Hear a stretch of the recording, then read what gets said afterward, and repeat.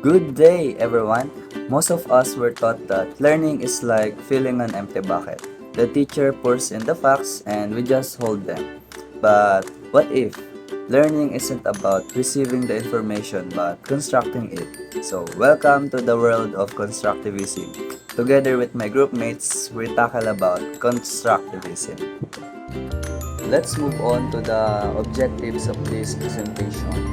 Firstly is explain the role of constructivism, basically how this building process actually helps students learn better and more deeply. And next, we'll look at the strategies to promote knowledge construction, we'll share practical ways to help students connect new lessons to their own real-life experience. And lastly is we'll talk about how to facilitate concept learning so students aren't just memorizing definitions but truly understanding the big ideas behind them. Constructivism is a learning theory that emphasizes that learners actively construct their own knowledge based on their experiences and prior understanding. Instead of simply receiving information, students build meaning by connecting new ideas to what they already know. In concept, learning constructivism helps learners understand ideas by allowing them to explore, question, and discover concepts rather than memorizing them. This approach shifts the focus from teacher-centered instruction to learner-centered activities, where students are encouraged to think critically, solve problems, and engage in meaningful tasks that reflect real-life situations. Furthermore, constructivism highlights the importance of social interaction and collaboration in the learning process. Learners are often construct knowledge more effectively when they discuss ideas, share perspectives, and work together with others. Teachers play the role of facilitators or guides, providing support through questioning, scaffolding, and creating opportunities for active learning. By using strategies such as group work, hands-on activities, and inquiry-based learning, constructivism promotes deeper understanding, long-term retention, and the development of higher-order thinking skills. Number 1. Learning by doing or active learning. The vibe. Get your hands dirty. If I tell you how to ride a bike for 3 hours, of course, you still won't know how to ride. But if you hop on the wobble for 10 minutes, you've actually started learning. Constructivism says we learn through the wobble, or it's about being an explorer, not a spectator. Number 2. The foundation or the prior knowledge. The vibe is everything connects. You never start from zero if you're learning to bake a cake. You might use what you know about making pancakes, or we hook new information onto things we learn understand. If there's nothing to hook it to, the information just falls away. Number 3. The guide on the side or the teacher's role. The vibe is a coach, not a king. In traditional room, the teacher is the sage on the stage, giving a speech. In a constructivist room, the teacher is guide on the side. They don't give you the map. They give you compass and help you find your own way. Better together. It is involved social interaction. Talking is thinking, remember that. Ever notice how you don't really get something until you try explain it to a friend? That's social constructivism. By debating, sharing, and even disagreeing with classmates, we smooth out the rough edges of our own understanding. And next is real world problems. The vibe when I'm ever going to use this. That's a question, by the way. We've all asked that question. Is school constructivism prevents that boredom by using real-life scenarios instead of math worksheets.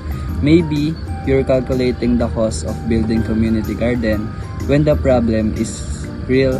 The brain says awake. And lastly is scaffolding or the training wheels of this constructivism. And for this, support that fades away. When a task is too hard, you don't give up. you get a scaffold. This is a hint, a prompt, or a simplified step provided by the teacher. As you get stronger, the teacher slowly removes the support until you're standing on your own. Let us now describe strategies that promote knowledge construction. First is collaborative learning, where students work together in groups and share ideas like this one. Second is problem-based learning, where students solve real-life problems. For example, students think of ways to reduce plastic waste in their school. Third is inquiry-based learning, where students ask questions and explore answers. For example, students ask why plants need sunlight and do research to find out. Encouraging reflection. Students explain what they learn in their own words. They think about their understanding, what they did well, and what they can improve. This helps deepen learning and memory. Now we have the facilitating learners. First, teacher should provide clear definition of concepts. This means explaining the meaning of concept in a simple and understandable way so the students can easily follow the lesson. Second, teacher should highlight the important features of the concept. By focusing on the key characteristics, students can better identify and understand what makes the concept unique. Third, teacher should give concrete or positive example. These are real-life or familiar situations that help students relate the concept to their own examples. For negative examples, teachers should also give non-examples or negative examples.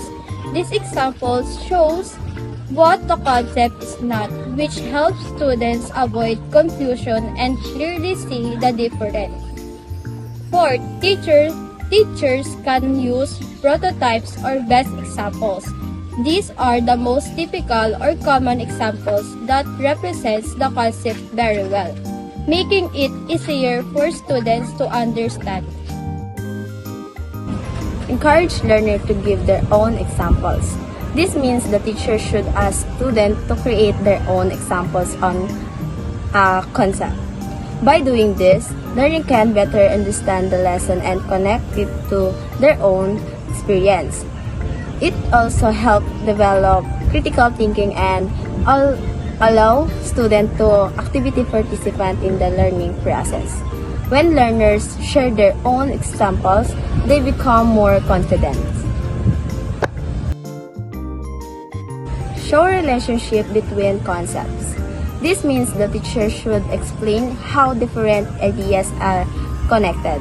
When the learners see the relationship between concepts, it becomes easier for them to understand and remember the lesson. This strategy helps students organize information in their minds and see the bigger pictures. As a result, learner can apply. Conclusion. In my understanding, constructivism means that learning is not just about receiving information, but about actively building your own understanding. Students learn better when they experience things, ask questions, and interact with others. Good morning again, everyone. To wrap up our discussion, let's talk about what is constructivism really means in a simple term and how it fits into our lives as students and teachers here in the Philippines. So, the core of constructivism. In a nutshell, constructivism is the idea that knowledge isn't just something we swallow or memorize from a textbook. Learning is like building a house. We are the ones building it using the materials of our own experience. And what we already know, we aren't just listeners, we are the engineers of our own understanding. So let's move on and key insights. In Filipino school culture, we are often used to spoon feeding, where we just sit and listen to the teacher, but constructivism changed the game. Active learning is not enough to just listen. We remember lessons much better when we do hands-on activities. or experiments.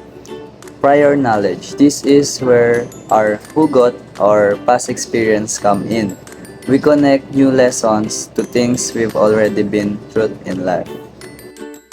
So next for the key insight is social interaction. Social interaction is very important in constructivism because this is about using our natural love for socializing in a positive way. Classic Filipino attitude, right? And through group work and talking with classmates, our understanding of a topic becomes much deeper. And lastly, the teacher as a guide. The teacher is no longer just a lecturer who knows everything. They act as a facilitator, a guide who provides scaffolding or support while we are still figuring things out. So let's move on to the last part of our presentation, the conclusion.